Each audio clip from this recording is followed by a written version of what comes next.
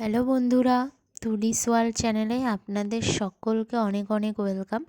আশা করি আপনারা সকলেই ভালো আছেন আর আমরাও ভালো আছি। আর আজকের ব্লগটা শুরু করছি। এখন 11:30 বাজে আর রোদও ভালো উঠেছে, তাই পাপাকে নিয়ে চলে এসেছে আমার মা ছাদে। ওকে এখন তেল মালিশ করে দিচ্ছে, একটু পরে পাপাকে স্নান করিয়ে দেব। তো পাপার স্নান হয়ে গেছে, আমারও স্নান হয়ে গেছে। আমি আবারও ওকে নিয়ে বাইরে এসেছি রোদের মধ্যে। প্রচণ্ড ঠান্ডা পড়েছে, তাই রোদের মধ্যে এসে দাঁড়িয়েছি স্নান করে দুইজনে। আর আজ তাড়াতাড়ি স্নান করে চলে এসেছি, কারণ আজকে রান্না করব। আর এই জন্য আমি একটা গাজর কেটে নিয়েছি কুচি কুচি করে, আর এখানে পেঁয়াজ কেটে নিয়েছি। প্রথমে সর্ষের তেলে ভালো করে গাজরটাকে ভেজে নিচ্ছি। আর আজকে রান্না করব আফগানি কাবুলি পোলাও, সেই জন্য গাজরগুলো খুব সুন্দর করে ভেজে নিতে হবে। তারপর সর্ষের তেলের মধ্যেই গোটা গরম মশলা ফোড়ন দিয়ে দিয়েছি, আর দিয়ে দিয়েছি কুচনো পেঁয়াজ 4টে। আর আমি এদিকে মিক্সিতে কাঁচা লঙ্কা, আদা, রসুন পেস্ট করে নিয়েছি। রসুন দিয়েছি 3টে গোটা, আর কাঁচা লঙ্কা 2টো, আর আদা একটুখানি দিয়ে ভালো করে পেস্ট করে নিয়েছি। পেঁয়াজ ভাজার সময় একটু লবণ দিয়ে দিয়েছিলাম। তারপর পেঁয়াজটা ভালো করে ভেজে আসলে মশলাগুলো দিয়ে দিয়েছি। আর তারপর দিয়ে দিলাম এখানে শুকনো লঙ্কার গুঁড়ো 1 চামচ, হলুদ গুঁড়ো 1 চামচ, আর জিরার গুঁড়ো 1 চামচ। আর দিয়ে দিলাম একটা টমেটো। ভালো করে মশলাগুলো কষিয়ে নিচ্ছি। তেল বেরানোর পর মাংসগুলো দিয়ে দেব। এখানে আগে থেকেই আমি মাংসগুলো লবণ হলুদ মাখিয়ে রেখেছিলাম। তো এখন আমি মশলার মধ্যে মাংসগুলো দিয়ে দিচ্ছি। মশলার কালারটা কি সুন্দর এসেছে, আর মাংসটাও দেখতে ভীষণ সুন্দর লাগছে।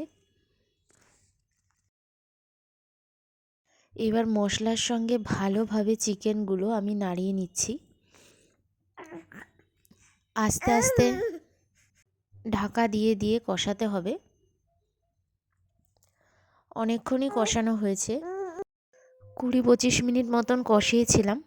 তারপর ভালো করে কষে আসলে এরপর আমি এখানে গরম জল করে নিচ্ছি। ভাতও বসাতে হবে বলে ভাতের হাঁড়িতে একবারে গরম জল করে নিয়েছি, ওখান থেকেই দিয়ে দিচ্ছি জল। মাংসটা ভালো করে কষে গেছে, তো আমি এখানে পরিমাণ মতন গরম জল দিয়ে দিলাম।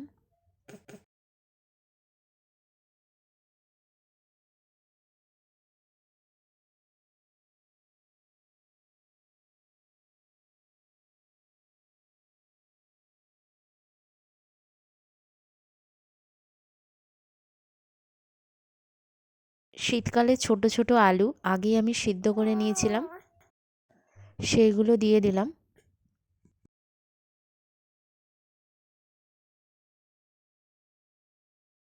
আর এই দিকে মা ভাত বসিয়ে দিচ্ছে, বাসমতি চালের ভাত। 2 চামচ লবণ দেওয়া হয়েছে ভাতের মধ্যে, তাহলে লবণটা ভালো মিশবে। আর দিয়ে দিয়েছি এখানে ভিজিয়ে রেখেছিলাম কিশমিশ, সেটাও দিয়ে দিলাম।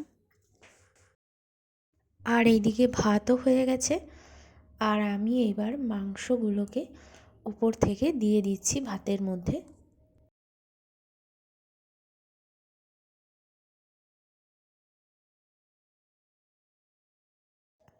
অল্প অল্প ভাত দেব, আর তার উপর মাংস আর আলু ঝোল দিয়ে দেব, তার উপরে আবার ভাত সাজিয়ে দেব।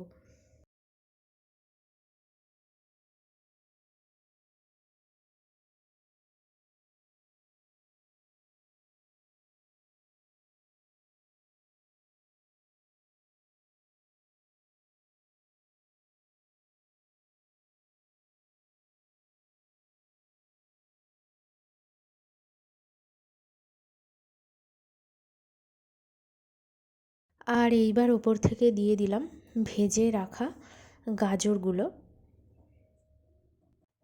দেখতে কি সুন্দর লাগছে। বাড়িতে ঠিক এইভাবে একদম সহজ পদ্ধতিতে আফগানি কাবুল পোলাও বানিয়ে দেখবেন, খেতে ভীষণ ভালো লাগে। আর আজকের এই রেসিপিটা আপনাদের কেমন লাগলো অবশ্যই কমেন্টস করে জানাবেন, আর বাড়িতে বানিয়ে দেখবেন, ভালো লাগবে। আর আমি গার্নিশিংয়ের জন্য একটা ডিম দিয়ে দিয়েছি সিদ্ধ, আর এখানে রয়েছে বিট, গাজর, পেঁয়াজের স্যালাড। তো আমি খাবার বেড়ে দিয়েছি, দেখুন কি সুন্দর লাগছে দেখতে। ভাতটাও ঝরঝরে হয়েছিল আর খেতেও খুব ভালো লেগেছিল। আর এইদিকে খাওয়া দাওয়া করতে করতে আমাদের তো অনেক দেরি হয়ে গেছে। পাপা ঘুমিয়ে পড়েছিল, এখন উঠেও গেছে। তুমি আচ্ছা আমার দিকে তাকাও একটু। পাপ্পা পাপ্পা বললে তুমি সাড়া দাও? হ্যাঁ পাপ্পা।